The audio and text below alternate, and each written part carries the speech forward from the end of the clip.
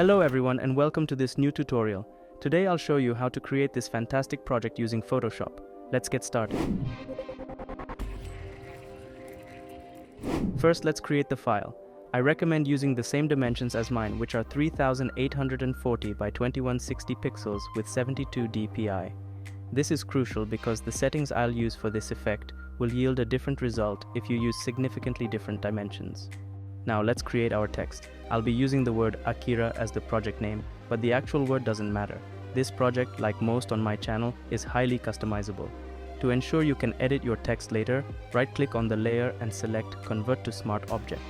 Next, duplicate the layer 3 times using Command or Ctrl J until you have 4 layers. We'll name the first one Front, the second Mid, and the other 2 Back, placing them in a folder called Back. With the layers divided, we can start creating the effect. If you like, you can hide the mid and back layers to focus on the first layer. Double-click on the front layer to open the layer style. To edit the first layer, you will need to make 3 adjustments. The first option we'll activate is Color Overlay. I recommend using the color FFCFCF.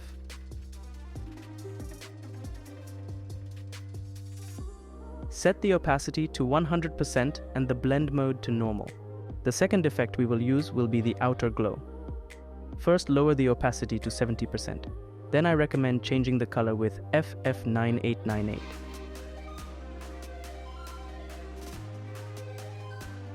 Set the spread to 6% and the size to 10 pixels.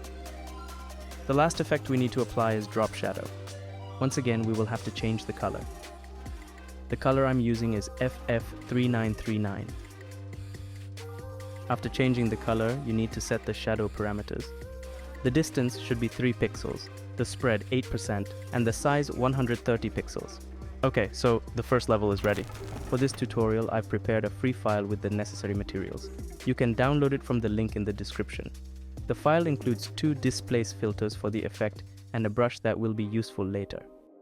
After downloading this file, we can continue with the tutorial. Now go to Filter, select Distort and choose Displace. So this window will appear, in which we need to set some values. Horizontal scale should be set to 0, while vertical scale should be set to 15. Make sure the other 2 settings are Stretch to Fit and Repeat Edge Pixels. Now your PC's File Explorer will open and you'll need to find the folder you downloaded from my site. Inside it, select Displace Glitch 1. If your text had a slight distortion effect like mine, then the filter was applied correctly. Now let's move to the mid layer. The process is similar, but the settings are different. Double-click to open the layer style. Go to Color Overlay and choose the color black. Activate Outer Glow and set the opacity to 100%. Change the color to FFC0C0. Set the spread to 0 and the size to 13 pixels. Activate the drop shadow option and change the color. The color I used is FDFFBB. Lower the opacity to 50%. Change the size to 85 pixels. Just like with the front layer, apply the Displace filter. Go to Filter, Distort, and choose Displace. This time set vertical scale to 50. The other settings are still the same as before. Select the first glitch effect again. As you can see, the distortion in this case is greater. In fact, the higher the value we set on the vertical scale, the more distorted our text will be. Now let's work on the final effect. Activate the back folder and ensure that both layers are inside and visible. Double-click on the folder to open the layer style. As with the other layers, this time too we must use Color Overlay. In this case, I use the color FFFFC9. Activate Outer Glow and reduce the opacity to 60%. Then after changing the opacity, change the color to FFFFC7. Set the spread to 3 pixels and the size to 18 pixels. Well, we're almost done. The last step is to edit the drop shadows. So change the color to Reduce the opacity to 15%. Distance and spread should be set to 3 and 8 respectively, and size should be adjusted to 200 pixels. The effect is now applied to both layers within the back folder.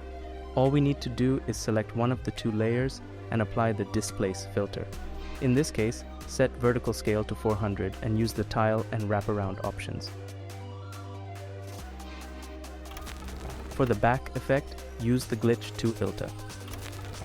When you use the displace filter with high values, some of the text will be partially visible and the effect will not be applied correctly.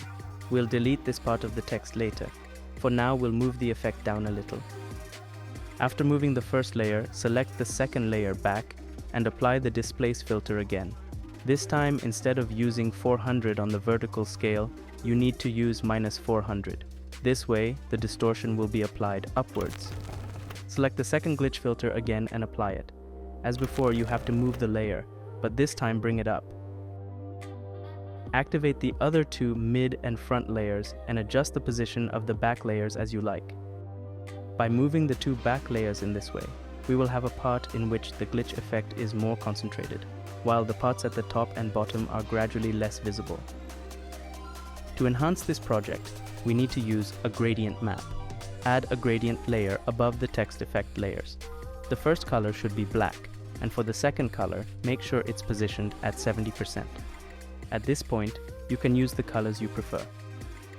If you want the same effect as mine, the second color I used is FF0030, and the last color is FF9C32. The colors used in the layer style are used to allow this gradient map to adapt well to the effect. In the layer style, I used a light yellow, which will be replaced by the third color of the gradient map, while the light red will be replaced by the second color of the gradient. Now we need to add a layer mask. To do this, select the back folder and click here. As mentioned before, you need to delete the two texts that appear after applying the displace filter. The method I prefer to use is to invert the layer mask with the command or control I. This way the mask becomes black and the back effect is hidden, so using a white brush I can decide which part can be visible. In addition to the two filters, I've also included one of the 10 brushes I created for this project. So importing a brush into Photoshop is very simple. You have to use the brushes screen. If you don't see this option, go to Window and select Brushes. You will find the brush window icon in the right toolbar. Click on this button here to open the panel. In the menu, choose Import Brushes. In the downloaded folder, you'll find AKIRA Brush 1. Select it, and when you return to Photoshop, you'll find your new brush at the bottom of your brushes. Well, now we can move on to the last part of this video. As mentioned before, using the white brush you can make portions of the effect appear wherever you want. You can also use a basic brush, but in my opinion the effect is better with this. The disadvantage of this method is that when you edit the text, you will have to correct the glitch effect again because the position of the letters could change, while the mask that acts as a filter would always have the same visible portion. Write to me in the comments if you are interested in knowing in detail how this type of mask works. Maybe I could make a tutorial on how to use them. You can also do the same thing on the front layer, creating a layer mask on the front. You can erase some pieces of a letter to improve the glitch effect. So the brush I created is fundamental in this case. Initially I had done this work with others' methods and other brushes, but it was always a very inconvenient and long process. Well, this is my final result. To enhance this graphic, you can add a bright glow, which you can easily create by creating a circle and then applying a blur effect on it, or by using a basic brush. I also added various textures and a grain effect. You can download the complete project from the link in the description. The project is available in 3 different formats. Each file has several gradient maps. Additionally, the complete project includes all 10 brushes to change the distortion effect and also the AKIRA font that I created for this project. I hope you found this tutorial useful. Thank you for following me until the end, and if you want to support me, subscribe to this channel and follow me on the various social platforms listed in the description. See you in the next video.